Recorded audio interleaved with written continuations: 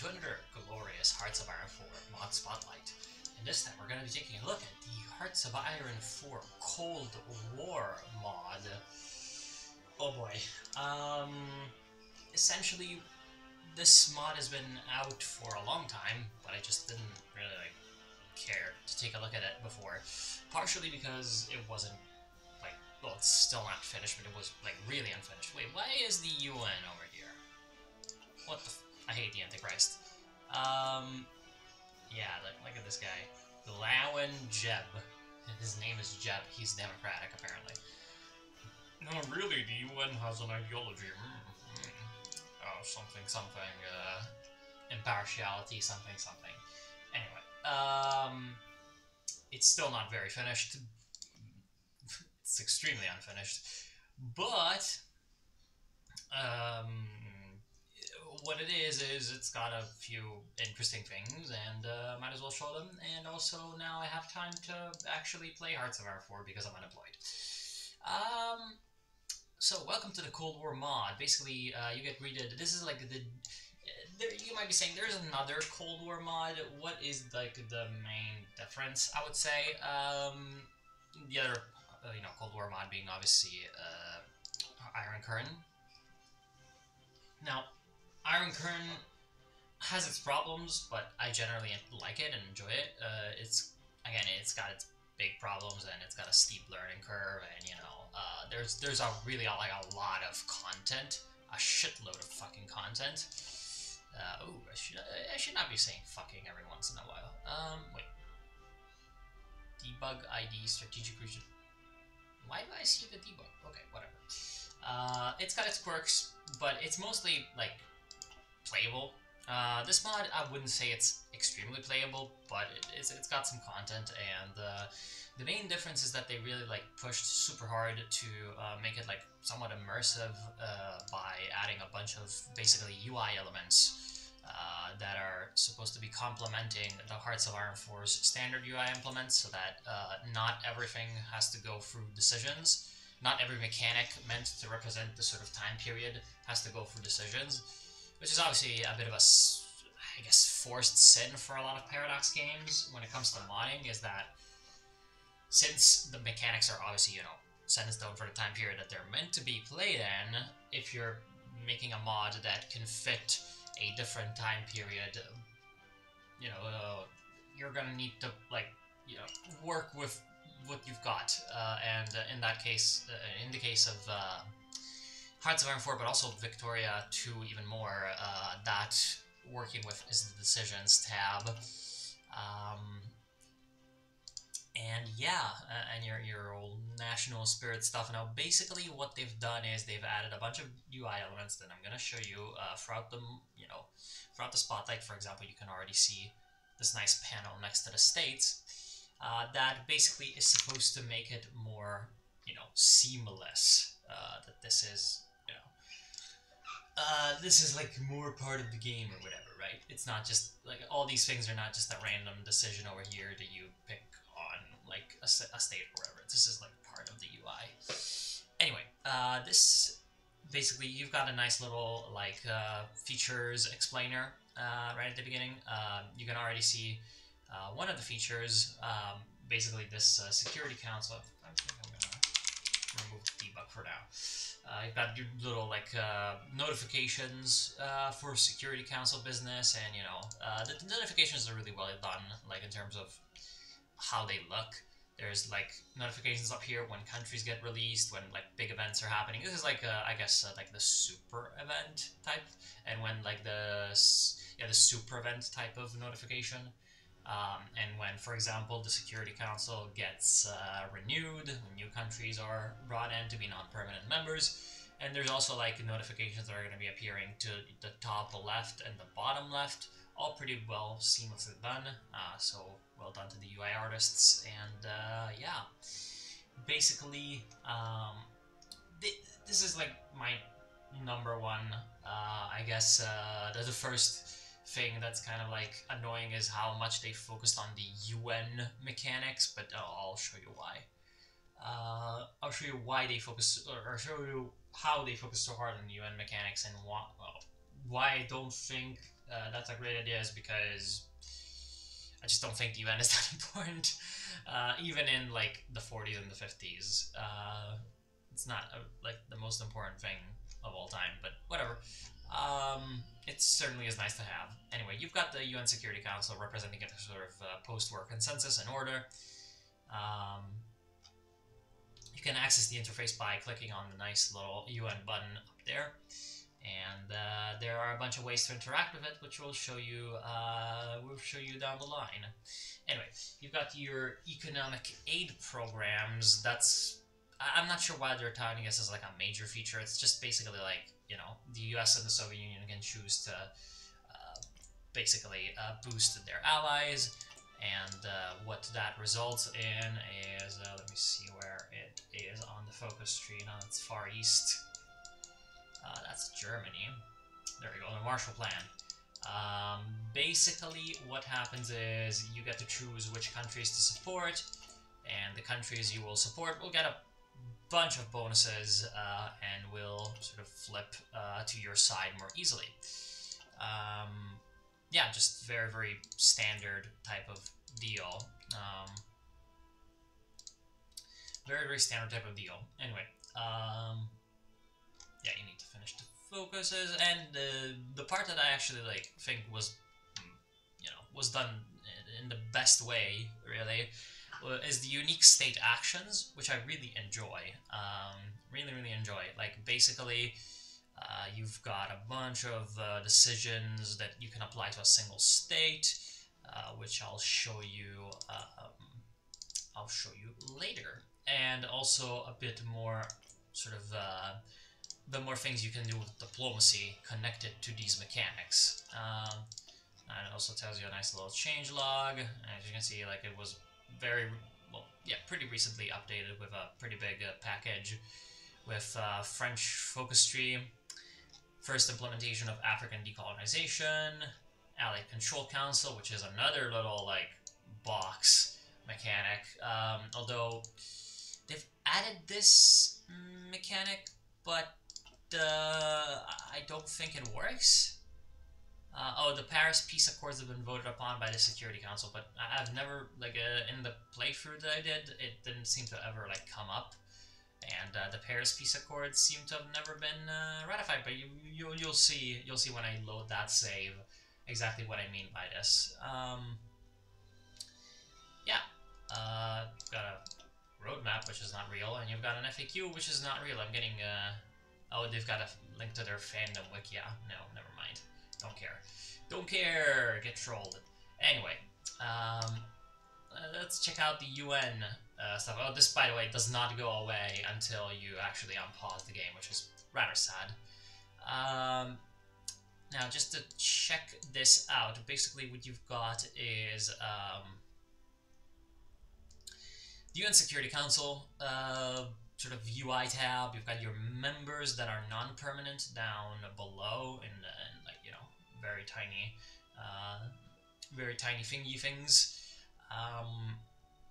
You can see basically the opinion, and you can right-click on the country to, you know, go straight to it and do some diplomacy. You can secure the support, and it costs you political power. Yeah, basically just what you'd expect, essentially. You've also got the number of days left until the sort of countries get shifted around.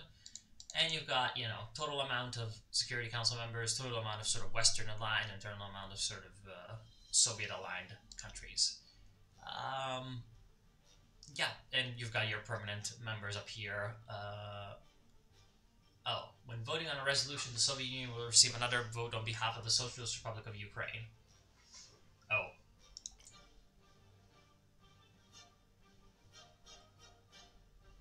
Okay, Khrushchev, and will also receive another vote for Belarus. Oh, okay, there. So it looks like, yeah, it looks like the Soviet Union, for whatever reason, why is it the Socialist Republic of Ukraine? Isn't it supposed to be the Ukrainian Soviet Socialist Republic? Yeah, it's just a Soviet Republic of a foreign power. Okay, everybody, sure. sure thing. Yeah, and down there you can see the voting currently taking place. Currently there's no voting taking place. Unfortunately, one of the big problems is the voting is not very customizable, I guess. It's not very flexible. You can basically only get votes, as far as I know, through focus actions. Basically, you take a focus that says it's going to start a voting to do this or do that. Yeah, I believe that's basically how these things get started. Yeah, and I don't really I haven't seen any way to oh, this country has invaded this other country, let's have a resolution, you know, just pop up organically, I suppose. Yeah, kind of bit of a problem if you think about it. Right click to resign from the Security Council. No, just close the thing. So that's the Security Council. Now, the other mechanic that was added is the state actions. Now, these are different depending on a few conditions that the state can be under. It can either be your state, in which case you're going to have, you can remove your cores if you want, for reasons. Renounce recognition. Must have a recognized government. The UN Security Council must not be voting or implementing a resolution. Oh. Really? Oh, I just smacked my fucking microphone. Sorry. Oh, I can just de-recognize Mexico. Pretty epic. Oh no, to renounce the recognition of Chihuahua as an integral part of Mexico. Oh, so this is right, this is the way the cores have been sort of reworked, is you now get cores if they're a recognized state, which is if it's sort of internationally recognized to be your territory, which is not really how it works. You have just you have just destroyed the principle of self-determination, but other than that, sure, understandable. Now, what is kind of interesting about this is that, wait, why is Hawaii an unrecognized state? This will greatly upset the government of the United States. Must have a claim on Hawaii. Oh, we must wait 180 days before we can do this. Oh, okay, there we go. Right, interesting. Interesting how Hawaii at the beginning is unrecognizedly part of the United States, but as you can see, there's no resistance. Now you might be asking yourself, why the fuck is there no resistance since it's not your core? So you should be getting resistance. Well, I believe resistance only pops up if the territory has a core of someone else. So it's like a colonial territory that can be decolonized. For example, at the beginning, France has the Vietnamese cores, and those get resistance. But for some reason the Cambodian parts don't. Yeah, basically there has to be some conditions met in order for resistance to pop up. But once it pops up, it can be really annoying to deal with, because decolonization mechanics and all, which makes sense. Basically what's going to happen is, if the resistance starts to appear, what's going to happen is there's going to be events sort of pushing towards either an insurgency or a referendum to declare independence or some kind of stuff like that. That's it's easier it's easier to understand it if you experience it rather than if you explain it to someone. But yeah, basically it's rather well done. You're the overlord of this territory, and it appears that the people there are eventually going to get independence, but you're going to try to stop them. That's the gist of what they try to do, I guess. Anyway, you've got your renouncing recognitions. You've got development, which is basically to unlock more building slots, just as you'd expect. Suspending monopolies is a kind of interesting mechanic. It's kind of like giving resource rights in base HOI4, except I guess it's more dynamic because in normal HOI4, like resource rights can only be acquired if the focuses of that country allow you to like get these. But what you have is you have these province resource monopolies. Now, unfortunately, this is I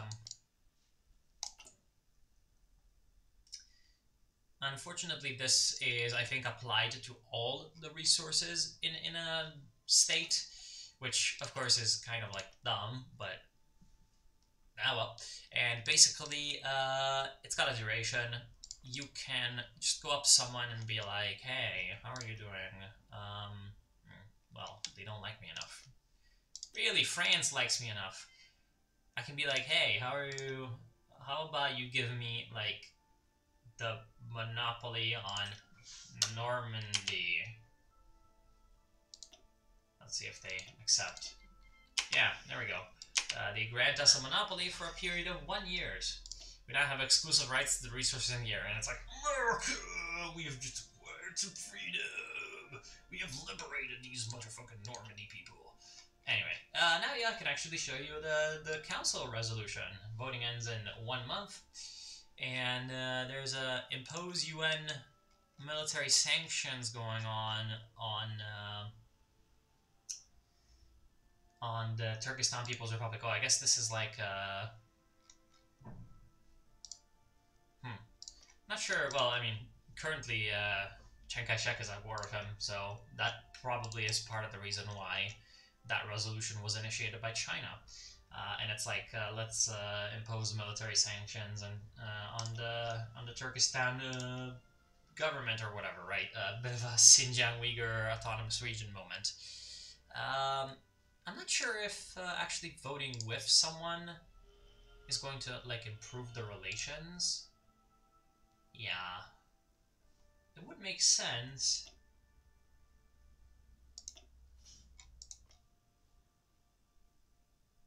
American opinion of Peru, Peruvian opinion of the United States,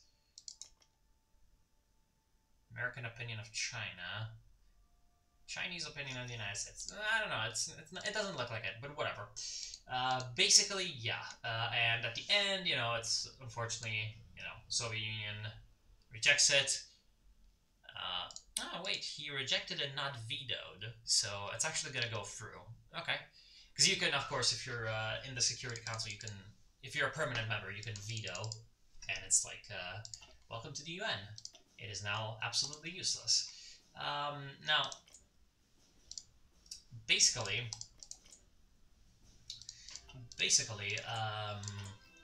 that is the UN mechanic. Now, there's also a couple more things you can do in the sort of state UI. You can move capital, which is of course like, okay, and you can conduct a police action, which is basically only for states that have resistance. Now, basically, what this is that it's just a way to like quickly reduce some resistance, which is good. Like, finally.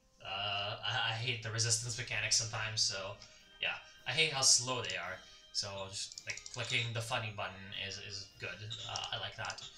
Now, when it comes to not your territory, you've still got your like, we're gonna claim this.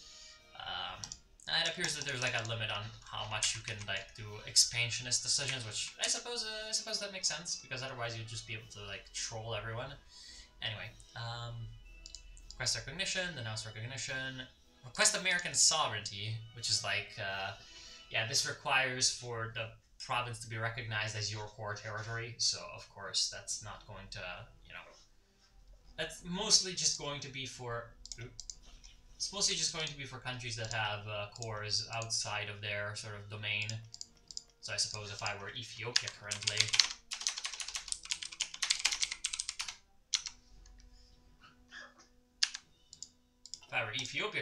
it would be pretty great to request Ethiopian sovereignty over Eritrea or whatever, right?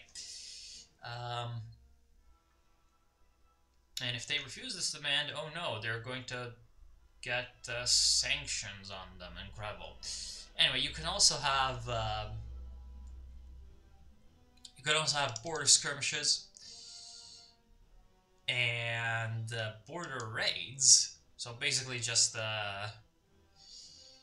you know, you're going to do things essentially like to them, which is like fine. Why not? Let's troll the AI. I do support trolling the AI.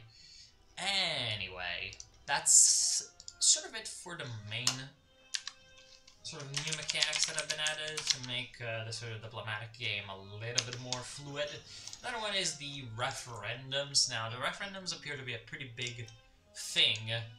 Now, basically what happens with the referendums is that there can be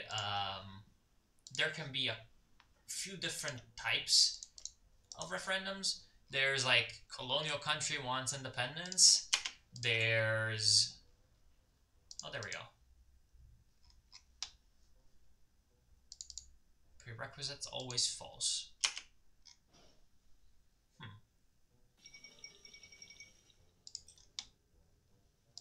What exactly is the...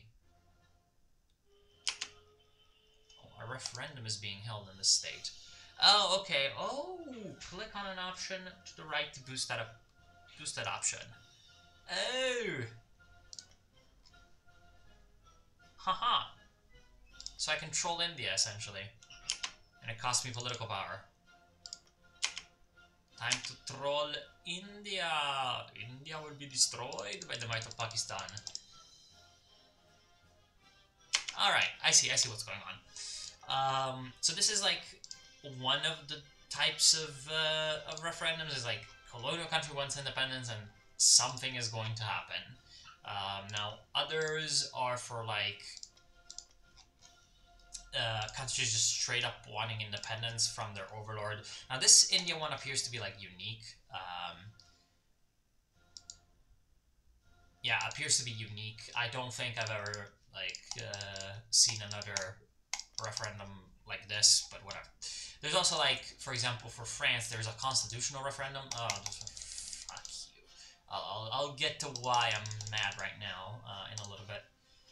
Basically, France can vote on sort of a new constitution. I'm guessing there's also the Italian monarchy referendum.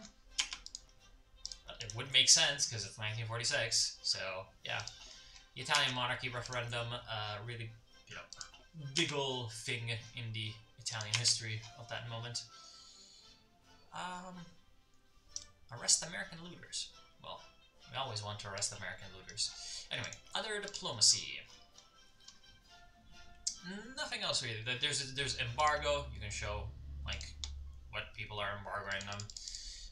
You can declare war, but of course, you know, I'm undemocratic, so I can't. And as you saw, there was the sort of monopoly mechanic.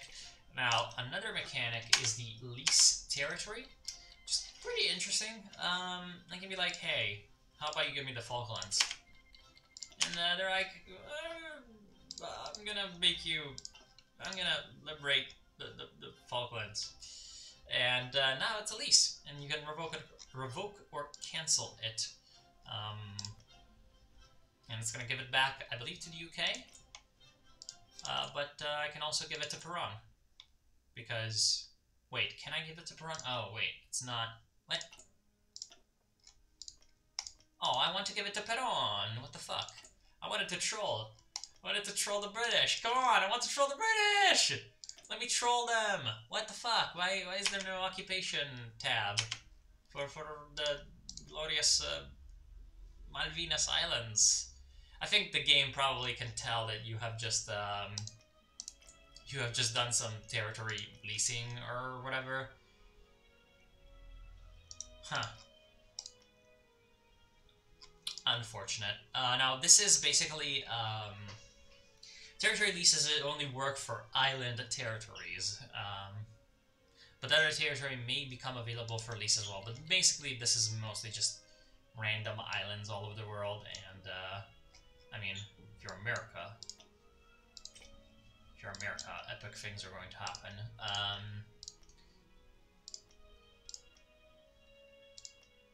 I wonder what funny countries have funny islands. Unfortunately, Taiwan doesn't appear to count, which is pretty epic. Recognize America, Korea. Okay. Philippines, maybe? You're gonna give me... Oh. Oh, support the recognition. Okay.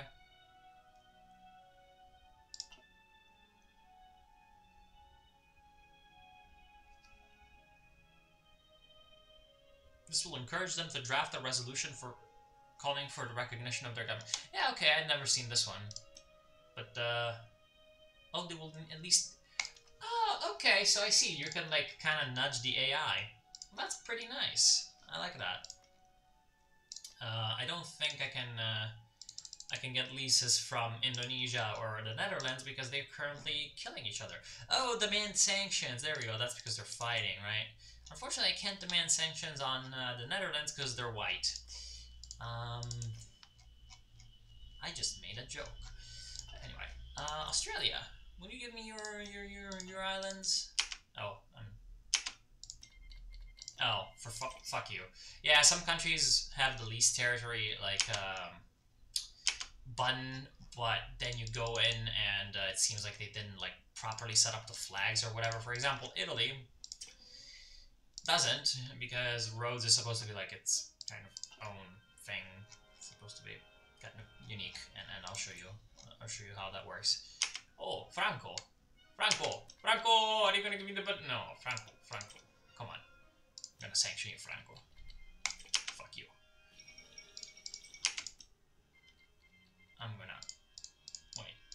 Can I even click to select this type of sanction? Oh, it's probably because I've already, like... Oh, sanctions cannot be imposed at this time. Franco, I cannot sanction the Franco. Fuck you. Are you gonna give me... No, then I will sanction you. No, I can't sanction you. Anyway, you can see which countries are getting sanctioned in this, with this button, the yellow target arrow. And Spain is currently getting trolled by economic sanctions. I wonder what that even does. He's currently under sanctions, and he's getting fucking annihilated by those sanctions. Damn. That's some, like, fire moves right there. And Turkestan is getting trolled with military sanctions, which is not as strong. You can also see a list of the world's unrecognized countries, because as I said, there's a mechanic where basically countries or regimes can be either sort of recognized or unrecognized. Now, it seems like some countries just kind of don't care about that, which is pretty funny. Oh, I suppose those guys are just a default recognized. Oh, okay, so like right. It only shows you if it's actually a partially recognized government, and you've got some penalties for that, of course. So, yeah. Communist organization. Huh. I wonder why they think it's an important thing that everyone sees. Everyone's like communism if they're unrecognized. Anyway, current alignment. They're aligned to CPC. Okay. And yeah, this is basically the ideology that they're following. There's a few. There's basically Democratic left and Democratic right, and these are like the good guys. There's Communist totalitarian, and those are the really bad guys. There's Communist reformist, and those are the sort of bad guys. I don't know why, Oh, actually, I never really realized that they had this, like, sort of, sun rays after or behind every portrait. Well, not for all of them. I suppose it's like color-coded for ideology? Like, Nebulous is unaligned, right? Oh, okay there, buddy. Oh, and like, the rays here are going left, while the rays here are going right. Therefore, it's like the commies and the rightists. Okay. interesting graphic design. I've seen worse things, and this is like nebulous because it's unaligned. And yeah, there's like unaligned right wing, which is like, you know, average, random, kind of autocratic, kind of authoritarian regime. There's, I think, also unaligned left, yeah, but I don't think at the beginning anyone follows unaligned left. Can I even see whether or not that's the case? I think, yeah. Oh, that's unaligned left. Oh, like, alright, Latin America, alright, the good old Latin America, I'd forgotten about them. Right, apparently Kingdom of Bulgaria and Kingdom of Romania at the start, but, I mean, that's not gonna last that long, of course. So yeah, that is the sort of recognition tab, and there's of course like several levels of bad person. There's partially recognized, and there's like not recognized. Let's see if I can find a not recognized country. Probably the Democratic Army of Greece, right? Yeah, there we go. Non-recognized governments, and that supposedly fucks you. Apparently that decreases stability inside the country, which is... I'm not sure why being unrecognized would like decrease stability that much, but whatever. Anyway, no more UN. I've had enough of UN. It's not that important. There should probably be mechanics for other things, right? No. There's a few focus trees. I'm sorry. That's the problem with this mod. It's like, UN, good. But outside of the sort of finding UN simulator, not that much. Now, the countries that have focus trees are the Americans, I believe the British, the French, Soviets, Chinese, both of them, both the PLA at the beginning and the China, the KMT. There's a small focus tree for Korea, I believe also one for Soviet Korea, which is going to become the funny Korea. And then there's a generic focus tree, and that's about it. Now, unfortunately, it would be great to like show you these focus trees without having to tag switch, but they decided to remove the feature where you can see everyone's focus trees for reasons that I am not 100% sure about. So to show you a country's focus tree, I'm going to need to tag over to them. Anyway, France. You can either empower the Free Party Alliance, which is the communist totalitarianism. Empower the Popular Republican Movement, which is, you know, the Gaullists' democratic right wing, or empower the Third Force, the, you know, French sections of the Workers' International. Second International LARPers in 1946 be like, Jesus fucking Christ. And they say there's LARPers in today's politics, but hey, at least no one's LARPing as the Second International. Actually, there is a, like, LARP. The Second International fucking dies. It's like the Socialist International, I believe it's called, and it's like, fucking hell, man. All the, you know, obviously all the social democratic parties are in it. Although I don't think they really, like, I don't think they really do anything. It's just a LARP. Anyway, then you get to establish the epic French Fourth Republic. Now, if you've gone commie, now basically, while this is going on, the French most likely are going to have an election, which is going to have its own, like, unique mechanics, where you're supposed to get basically an almost complete, like, absolute majority for one of these three parties. And the way you do that is you click buttons that cost political power and give party popularity. Not exactly very sort of revolutionary right there. If you've gone commie, you get to get Comic-Con aid. If you've gone democracy, you get to be American friendly, although I did this in my playthrough and the Americans refused, so fuck those guys. American pig dogs. Anyway, then you've got a nice little reconstruction tree for France, and that ends in the glorious 30. Les troisième glorieuses, where les French economy will rise to be epic again, or whatever. And France will become the great power of Europa. Anyway, you've got the Germany focus, but that's useless. Again, because just to start it over, like already to start the future of Germany, the Paris Peace Accords need to have been voted by the Security Council. Now, when were they? When were the Paris Peace Accords voted in? It might be an event actually. Paris Peace Accords, World War II. Paris Peace Treaty is 1947. Yeah, okay, never mind then. Then it's either broken.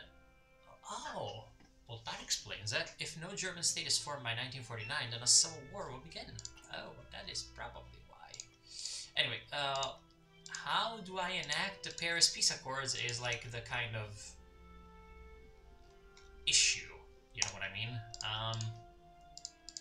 Because I played as France and nothing ever came up for the Allied Council. Like I could never, like, actually, like, you know, propose a resolution or whatever, right? You know? Yeah. Anyway, that's really sad. Basically, then, you know, me being France can see the whole focus tree, right? But I cannot actually click on either a divided Germany or a unified Germany unless unless I'm the USA or the USSR. So I'm guessing this is like in Equestrian War with the Federation, or you know, Millennium Dawn with the EU, the River Federation or the EU, where like once someone picks a focus, everyone gets it. You know, where we go one, we go all, or whatever. Troll face. Now, yeah, basically, then you go down. What do you mean the United States? Okay. The United States becomes the owner and controller of every, like, allied thing, but how about you implement the Morgenthau plan?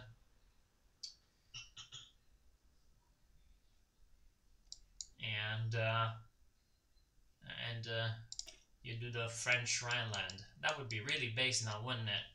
To make France great. And establish South Germany, and also you can do the Bakker-Schut plan, which was a pretty insane Dutch proposal to like take this chunk basically of Germany, which would have been really, really epic, not gonna lie. Anyway, fuck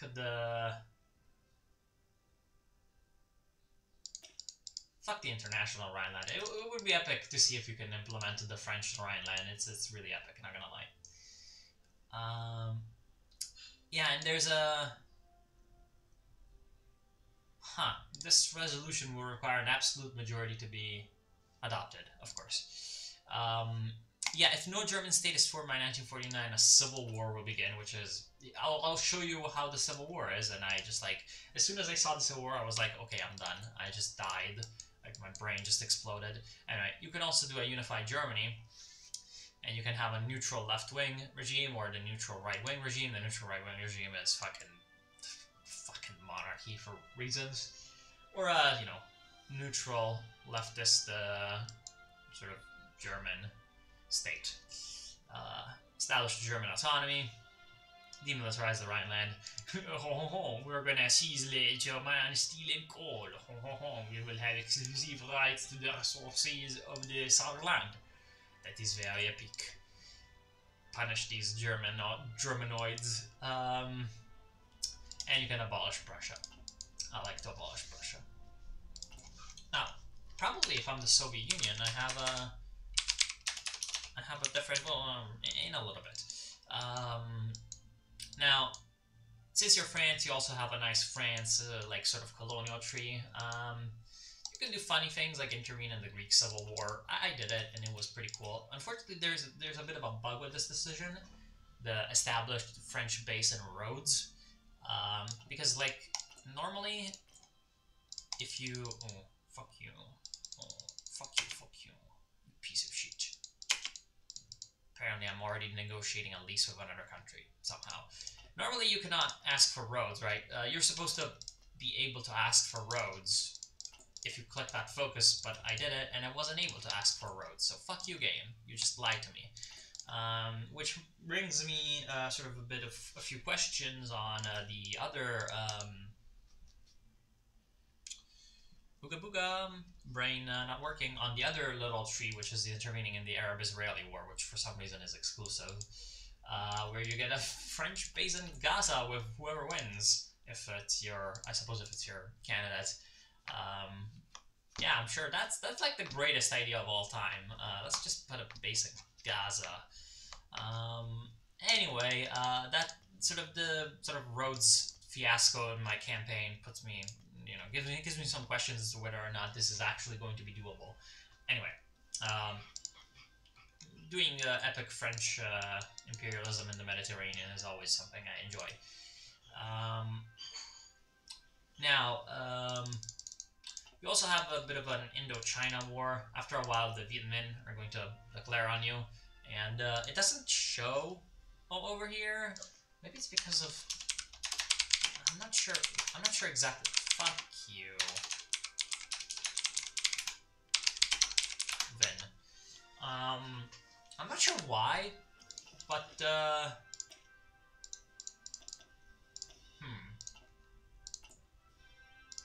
Guerrilla Brigade.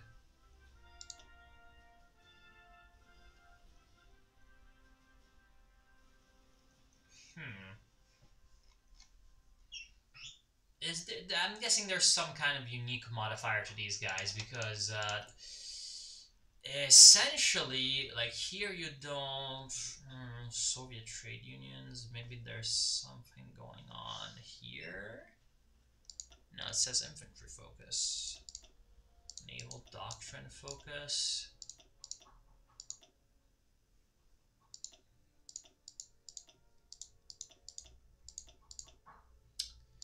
Nope. Anyway, basically I was fighting the Vietnamese, and they have a 90% sort of penalty to attacking people, but also a 90% bonus in defending. So I'm wondering whether or not it's because they've got these like unique guerrilla infantry guys. Oh, wait. Yeah, attack minus 50%, defense minus 50. Well, I saw minus 90 and plus 90, but here it says plus 50, minus 50. And it said, like, country-specific bonus, and I'm like, what the fuck are you talking about? Anyway, there's a bit of a bug with the Indochina War, though, because when I released the Bao Dai guys, the state of Vietnam, it released it, like, it annexed the Viet Minh. Like the state of Vietnam annexed the Viet Minh, who I was at war with, so the war was over. Very big brain stuff right there. Anyway, you can also like do a bit of a, you can also do a bit of a hilarity and release the Viet Minh instead, and sort of give up your colony. Now, with the like full abandonment, you can abandon Indochina. That's also going to release Cambodia and Laos, and then you get to support the Viet Minh. And yeah, that's for the more I guess commie-minded people. If you're gonna go evil commies as friends, you're gonna be like, oh, let's do this stuff. Anyway, there's also a bit of a Madagascar Civil War, which wasn't very fun to play, and so I ignored it. It was really not like that fun, because it's really shitty terrain, and yeah, no supply, wasn't very fun. Anyway, so that's France. Let's take a look at the Soviets, because I want to see how their their Germany tree is. How is their Germany thing? Huh. Oh, okay, yeah, they have established the GDR down here. Okay. Not sure why you still see like all the like Schumann plan or whatever stuff, but yeah, okay. Understandable. yeah, you can establish the GDR, of course, and I wonder if the GDR has a focus tree. That would be really epic now, wouldn't it? Oh, countries can never release nations. Understandable. Understandable, my friend. The Soviets, of course, have their own, like, mess with people tree. You can mess with Turkey, Iran, and Israeli-Arab war, which is, of course, hilarious. Demand Israeli-Arab ceasefire. Now, I like how the Straits or War thing. Transfer the administration of the Turkish Straits to the UN. Okay. Yeah, there's like a unique Turkish Straits territory here, which I believe is the one that actually gives the access. Yeah, that gives the access. So yeah, okay. So that's how you do the Straits LARP. Now, yeah, you can do some really epic Straits LARP by just doing Straits or War and just attack them. And, like, they're not in NATO, so, you know, in 1946, and, like, I've seen how it goes. Nobody helps the Turks, so, yeah, it's pretty fucking hilarious, to be completely honest. It's really hilarious.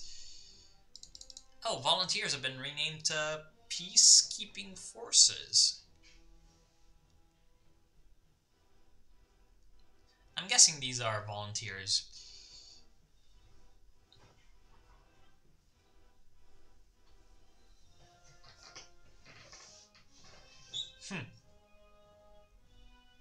Amazing. Yeah, I'm guessing they've done something to the volunteers that makes it, like, yeah, it appears that they're a little bit harder to send, and, yeah, no one helped Turkey, and so it's just took over all Turkey, because why the fuck not? Domino's, never heard of them. Yeah, or you can do the international access to the Straits or something. Now you've got a little bit of a 5-year plan tree, just, you know, do some Sovietus Unionus, and you can either rebuild the Western agriculture or transform the steppes, which is pretty epic. And apparently that's for fighting famine, although apparently you've got enough crops. So, yeah. Appears to be a problem of distribution. You can also support the KMT, which is definitely quite something. And suggest a unified Korea or the DPRK. Or the funny DPRK. Everybody loves the DPRK. Yeah, I still cannot view their tree despite, yeah, whatever. Wait, who can I troll? Strategic weapons focus. Yeah, some of these things don't do anything. They've, like, reworked the sort of laws stuff a little bit, but whatever. Wait, who can I troll? Can I troll someone? Oh, Mongolia. Well, okay. Mongolia is now a satellite state. I wonder if there's more mechanics with this.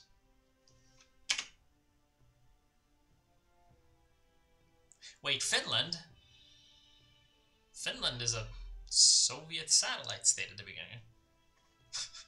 Okay, they're Mannerheim, you're now a puppet of the Soviet Union, and you're getting Finlandized. Epic. You're getting Finlandization is a nice, like, gamer thing. You can abandon puppets for reasons.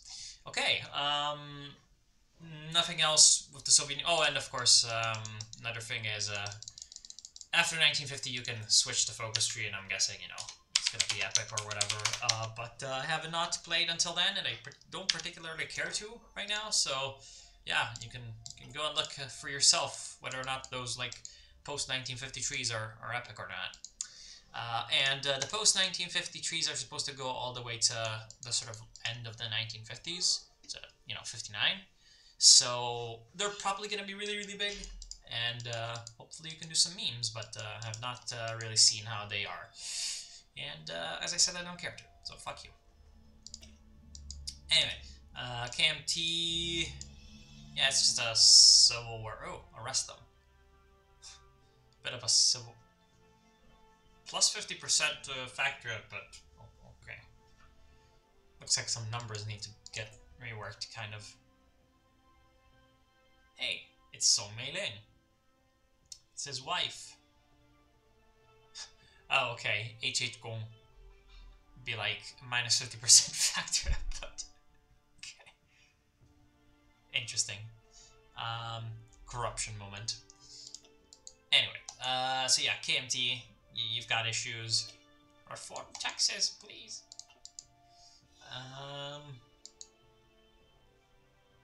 Attack the communists.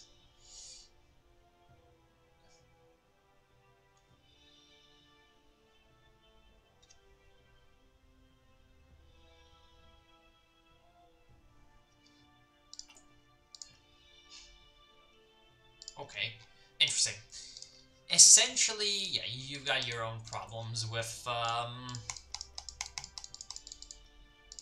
you've got your own problems with China. What the struggle for Manchuria. Oh, okay, okay. You need to click the buttons and you'll get the Manchuria. Understandable.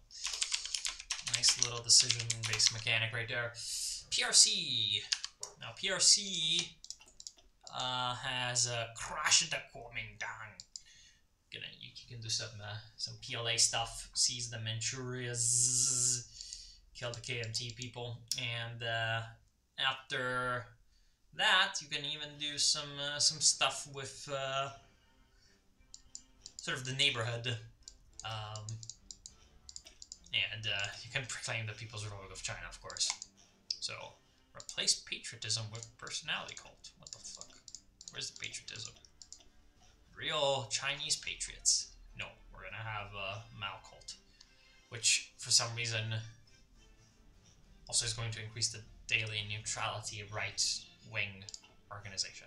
Okay, bit of a united front moment.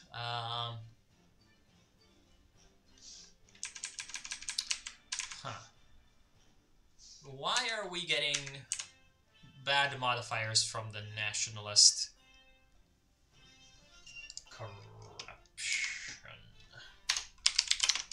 Anyway, USA is basically all about trolling the world. I mean, as you'd expect. Although unfortunately, it is not nearly as epic and troll-facing as the Iron Current tree, where you have a whole gigantic CIA tree where you just get to do ops all over the place, which is really nice and larpy.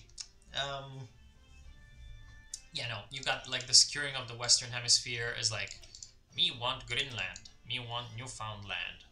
Me gonna attack Colombia. Which, yeah, should have a civil war like in 49, I believe, or something like that. Me gonna kill the Colombians. Me gonna do Finland, you know. Marshall Plan, of course, trolling the Soviets and Czechoslovakia. Supporting Greece or whatever. Intervening in Greece. Contain communism in Asia. Of course, gotta do some colonialism. We're gonna support some colonialism, but it's okay because this way we're stopping the commies. Support the French, demand withdrawal, and we can nuke China.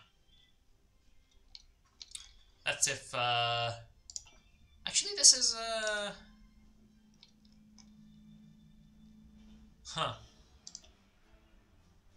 This is if there's a this is with the KNT to CCP civil war.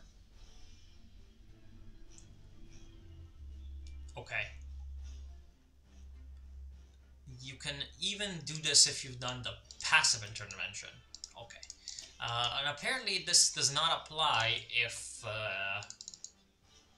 there's a China at war with Korea thing. Okay. Which is, you know, the like in real life, of course, the proposal to nuke China was done in the context of the Korean War, not the Chinese Civil War, but sure. And apparently using our nuclear arsenal against a non-nuclear country could lead to our banishment from the Security Council and our regime becoming unrecognized. Oh no. You can probably just go right back in. Japan, you know, you can do the Japan thing, and you can even annex the island. You can like give the Pacific Islands back to Japan, establish the trust territory, or just take them. Now, yeah, that's the Germany tree. Right, let's check out the UK. And after that, I believe we are done. Wait, is it ENG? It is ENG. After that, I believe we are done, because I don't really think there's any other trees. Oh. Well, never mind. There's just like 3 things. That is extremely unfortunate. Well, apparently the UK doesn't exist. Anyway, let's actually show you what the game could look like a few years down the line. And then end the spotlight. My thoughts on the mod, after having played it for like a couple hours, 2 or 3 hours, is that I've definitely seen worse.